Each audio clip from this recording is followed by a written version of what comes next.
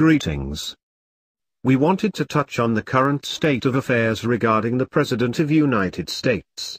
It seems it's now being gossiped about on just about every mainstream propaganda so-called news network these days in regards to the President declaring a state of emergency in order to potentially federalize the Federal Reserve Bank and secure funding for a so-called border wall. The first main point, building a wall will have very little impact from keeping people illegally migrating to the United States. It proposes to simply inconvenience migrants rather than stop them. Much like banning firearms will serve only to keep them out of the hands of law-abiding citizens and in hands of criminals, or just as the result as we have seen with everything that is deemed illegal, such as drugs. Drugs are illegal and yet millions still use. Murder is illegal and yet people are still murdered. A wall will have the same result. These inoculate solutions only serve to treat a symptom of a problem rather than the problems themselves. Now then, on to the proverbial elephant in the room. Trump declaring a national emergency to strip power and federalize the Federal Reserve Bank. While indeed certain aspects of such actions are within the constitutional rights to do, there's only one major problem, and that unequivocally is the established fact that the United States federal government was dissolved by the Emergency Banking Act, March 9, 1933, 48 Statute 1, Public Law 89-719, declared by then-President Roosevelt, as being bankrupt and insolvent. American constitutional republic became a democracy. Many people get upset when their favorite propaganda peddlers in their brand of so-called news refer to it as such, as if they are somehow mistaken or obtuse. In fact, they are correct. It is a democracy. Democracy was referred to by some of the founding fathers as, quote, tyranny of the majority, end quote. It was referred to as this from the basic yet largely unacknowledged understanding that democracy destroys the voice, power and individual liberty of the minority in any matter up for a vote.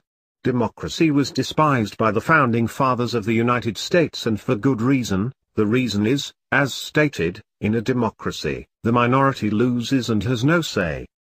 Suffice all this to say, if you believe a globalist New World Order cabal will sit idle and let a puppet president remove power and financial control away from their banking cartel that has hijacked your country by way of monetary corruption of all your officials and government departments, you're sound asleep. If you believe the false hopes of a supposed insider within one of the 17 most powerful and egregious intelligence agencies this world has ever seen is legitimate and has been operating for this length of time undetected or identified and actively going against this threat, again you're asleep. Q is PSYOP, designed strictly to give the most patriotic, nationalist something to remain optimistic about instead of actually fighting back. Why?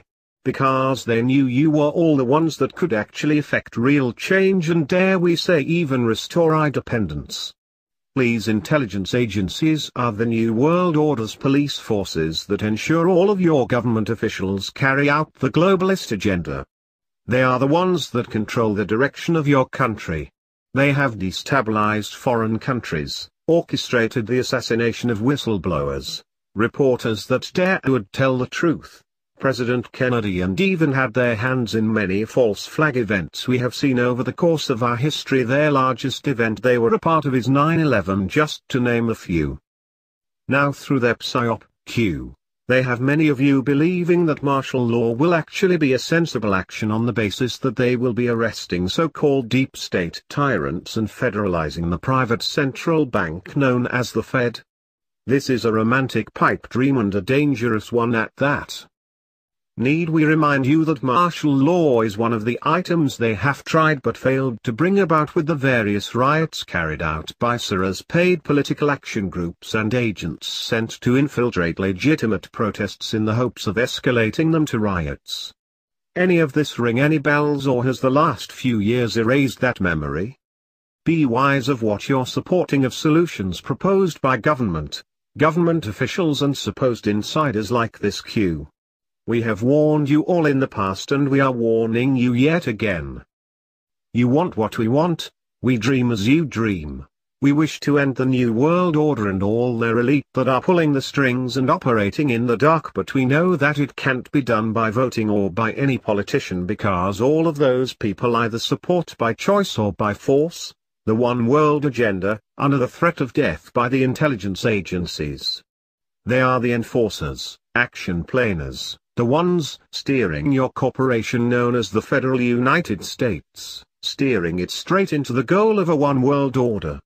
Republicans, Democrats, socialists, communists or liberal. All these are illusions and only the asleep believe in them. Fight for them, and worst of all, identify with them and use it to attack your fellow citizens that do not subscribe to what you do. This is by design. True solutions cannot nor will ever reside within these illusions. To believe a president and or a supposed insider with what remains of the idea of freedom and liberty is a tough belief to have and put faith into. We will not get another chance. Humanity will not get another chance. As always, it's for us the people to decide. We are anonymous. We are legion. We do not forgive. We do not forget. Expecto.